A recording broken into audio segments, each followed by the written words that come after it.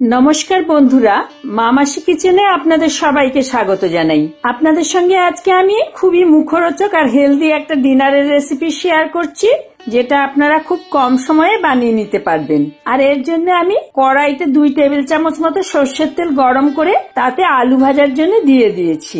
আমি এখানে 2টো মাঝারি সাইজের আলুকে 6 ভাগে ভাগ করে নিয়েছি।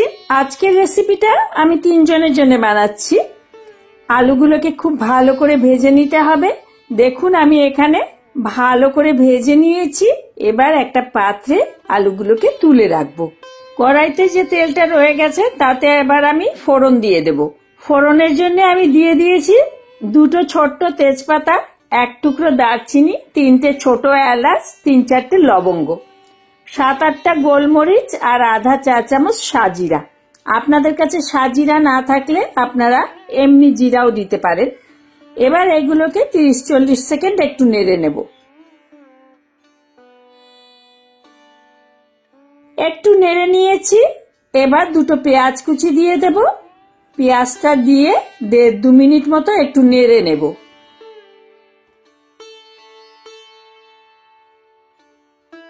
পেঁয়াজটা একটু মজতে শুরু করলে 1 চামচ রসুন বাটা দিয়ে দেব, 1 চামচ আদা বাটা দিয়ে দেব আর 300 গ্রাম চিকেন দিয়ে দেব। আমি হাড় ছাড়া চিকেন দিলাম। আপনাদের কাছে যে চিকেন থাকবে আপনারা সেই চিকেনই ব্যবহার করতে পারবেন।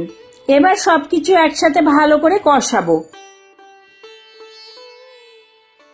আর এই সময় স্বাদ মতো নুন দিয়ে দেব। আমার রেসিপিগুলো যদি আপনাদের ভালো লাগে তাহলে লাইক, শেয়ার আর আমার চ্যানেল সাবস্ক্রাইব করবার অনুরোধ করব। আর তার সাথে পাশে থাকা বেল আইকনটা অবশ্যই প্রেস করে দেবেন, যাতে আমার আপলোড করা প্রত্যেকটি ভিডিওর নোটিফিকেশন আপনাদের কাছে পৌঁছে যায়। আর আপনারা যদি আমাকে ফেসবুক থেকে দেখেন তাহলে আমার পেজটা ফলো করার অনুরোধ করব। অল্প একটু কষে গেছে, তেল ছেড়ে বেরিয়ে এসেছে। এই সময় গ্যাসের আঁচটা একদম কমিয়ে দিয়ে 2 চা চামচ ফ্যাটানো টক দই দিয়ে দেব। টক দই দিয়ে সাথে সাথে একটু নেড়ে দিতে হবে, না হলে টক দইটা কেটে যাবার সম্ভাবনা থাকবে। আর আপনাদের কাছে যদি টক দই না থাকে তাহলে না দিলেও কোনো ব্যাপার না। 1.25 চা চামচ ধনে গুঁড়ো দিয়ে দেব আর 1 চা চামচ কাশ্মীরি লাল লঙ্কার গুঁড়ো দিয়ে দেব। সবকিছু মিশিয়ে নিয়ে ঢেকে মাঝারি আঁচে একটু কষিয়ে নেব।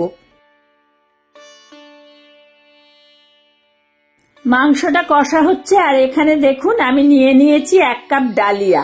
এই ডালিয়াটা রান্নার শুরুতেই ভালো করে বেছে ধুয়ে জল ঝরিয়ে রেখে দেবেন, যাতে বেশ ঝরঝরে হয়ে থাকে। আমি ঢাকা খুলে নিলাম। মাংসটা ভালোভাবে কষে গেছে আর আমি মাঝখানে একবার ঢাকা খুলে মাংসটা নেড়ে দিয়েছিলাম, যাতে মাংসের তলাটা ধরে না যায়। এবার এতে ধুয়ে রাখা ডালিয়াটা দিয়ে দেব।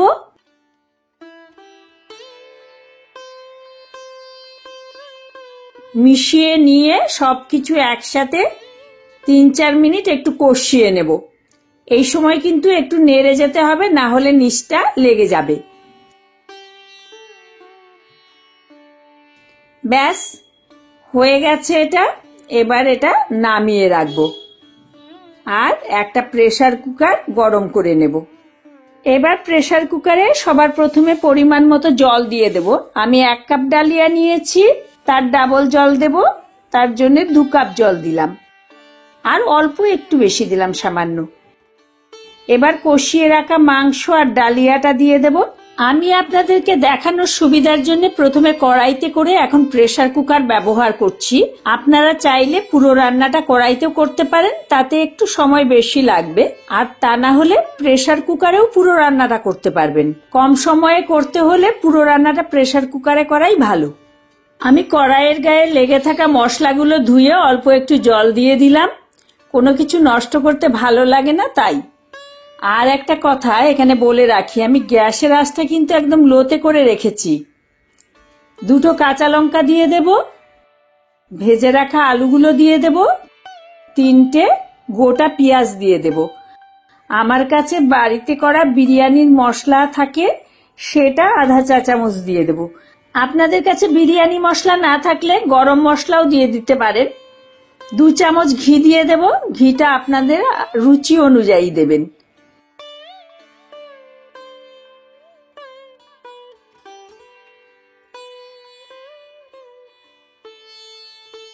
1.5 চা চামচ চিনি দেব। আর এই সময় সবটা একটু মিশিয়ে নিয়ে একটু টেস্ট করে দেখে নিতে হবে যে সবকিছু ঠিক আছে কিনা, নুন ঝাল মিষ্টি। কারণ আমরা মাংস কষানোর সময়ই একবার নুন দিয়েছিলাম, আর দিইনি। যেটুকু নুন দরকার হবে সেটুকু দিয়ে দিতে হবে।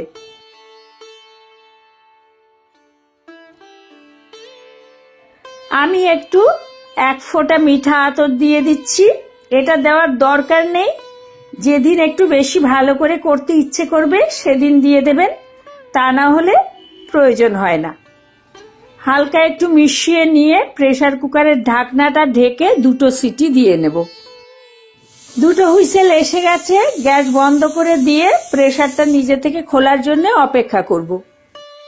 প্রেসার নিজে থেকে খোলার পরে আমি ঢাকনা খুলে নিচ্ছি। দেখুন এরকম হয়েছে। প্রথমে কিন্তু এটা এরকম একটু ভেজা ভেজাই থাকবে। আপনাদের যদি এরকম একটু ভেজা ভেজা খেতে ভালো লাগে তাহলে এভাবেই সার্ভ করবেন।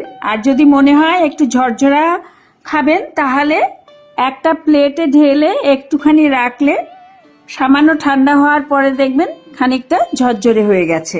আরো ঝরঝরে যদি করতে চান তাহলে জলটা 2 কাপের পরে যে এক্সট্রা জলটা দিয়েছি সেটা আর দেবেন না, তাহলে একদম প্রথমেই ঝরঝরে হবে। এই দেখুন আমি এটা খানিকক্ষণ রেখে দেওয়ার পর সার্ভ করছি। এটা একদম ঝরঝরে হয়ে গেছে। আপনাদের যেরকম পছন্দ হবে সেভাবেই সার্ভ করবেন। বাড়িতে রেসিপিটা অবশ্যই একবার ট্রাই করবেন, খেতে ভীষণই টেস্টি হয়। আর রোজকার জন্য রান্না করলে তেল বা ঘিটা একটু কম দিয়ে রান্না করলেও কোনো এসে যাবে না, খেতে কিন্তু ভীষণই ভালো হবে। আপনারা কেউ এইভাবে ডালিয়া রান্না করেন কিনা আমাকে কমেন্ট করে অবশ্যই জানাবেন। সাথে রেসিপিটা কেমন লাগলো সেটাও জানাবেন। ভালো থাকবেন, সুস্থ থাকবেন। নমস্কার।